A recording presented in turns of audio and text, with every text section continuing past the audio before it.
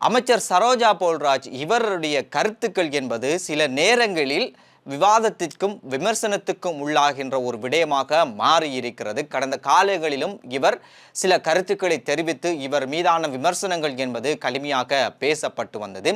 இப்போது நேற்று நடைபெற்ற ஒரு ஊடக சந்திப்பின் போது இவர் இந்த பிறப்பு சான்றிதழில் தந்தையினுடைய பெயர் என்பது அவசியம் இல்லை என்கின்ற ஒரு கருத்தை சொல்லி அந்த கருத்து என்பது இப்போது சமூக வலைத்தளங்களிலே பெரும் சர்ச்சையாகவும் விவாதத்துக்குள்ளான ஒரு விடயமாகவும் இப்போது விவாதிக்கப்பட்டு வருகின்றது. உண்மையிலே சரோஜா போல்ராஜ் அந்த நேற்று நடந்த அந்த ஊடக சந்திப்பிலே என்ன விடயத்தை சொன்னார் என்பதை இந்த காணொலியிலே பார்த்துவிட்டு நாங்கள் மீண்டும் வருவோம். தற்போதைய பிறப்பு அத்தாட்சி பத்திரத்தில் நாங்கள் பெற்றோர்களுடைய திருமணம் பதிவு பட்டிருக்கின்றதா என்ற கேள்வியை நாங்கள் தவிர்த்திருக்கின்றோம்.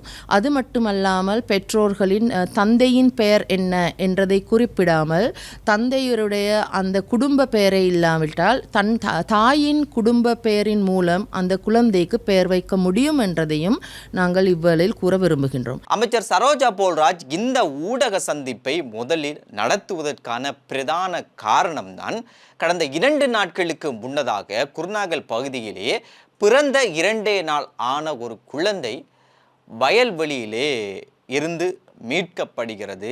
அதன் பிறகு இந்த விவகாரம் என்பது அமைச்சு மட்டத்திலே பேசப்படுகிறது. அதன் பின்னர் தான் இவர்கள் அங்கு எடுத்த தீர்மானங்கள் குறித்தான இந்த விவகாரம் குறித்தான விடயங்களை தெளிவுபடுத்துவதற்காக வேண்டித்தான் அந்த ஊடக சந்திப்பு என்பது நேற்று நடைபெற்றது. இந்த சந்திப்பில் அவர் குறிப்பிட்ட ஒரு விடயம்தான் பிறப்பு சான்றிதழில் இதுவரை காலமும் அது எந்த சமூகமாக இருந்தாலும் சரி, தமிழ், முஸ்லிம், சிங்களம் ஆகிய எந்த சமூகமாக இருந்தாலும் சரி, இவ்வளவு காலமும் பிறப்பு சான்றிதழில் தந்தை வழி தந்தையினுடைய பெயர் கட்டாயமாக இருக்க வேண்டும், தாய் வழி பெயர் என்பது வைக்கக்கூடாது என்றுதான் அந்த சட்டங்கள் இருந்தது. இப்போது தந்தை வழி பெயரும் இருக்கலாம், அதே நேரம் தாயின் வழி பெயரையும் அந்த குழந்தைக்கு வைக்கலாம் என்கின்ற தாயின் வழி பெயரை ஒரு விருப்பத்துக்குரிய ஆப்ஷனாகத்தான் அவர் அந்த ஊடக சந்திப்பிலே பேசியிருந்தார். இதற்கு அப்புறம் பிறக்கின்ற குழந்தைகளுக்கு தந்தை வழி பெயர் வைக்கக்கூடாது என்கின்ற விதத்தில் அவர் பேசவில்லை. அவர் உண்மையிலே பேசியிருந்த விடயம்தான் ஏற்கனவே தந்தையின் வழி பெயர் கட்டாயமாக இருக்க வேண்டும் என்பதை போல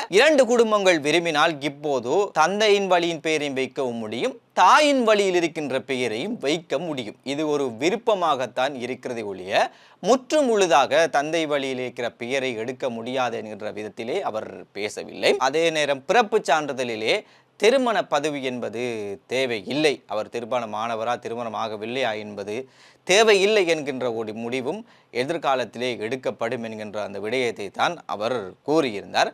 உண்மையிலே சரோஜா போல்ராஜ் அவர் சொல்ல வருகின்ற விடயங்களை மிகவும் தெளிவாக சொல்ல முடியாமல் போனதா அல்லது அவர் சொல்கின்ற விடயங்களை பார்க்கின்றவர்கள் சரியாக புரிந்து கொள்ள முடியாமல் இருக்கிறதா என்று தெரியவில்லை.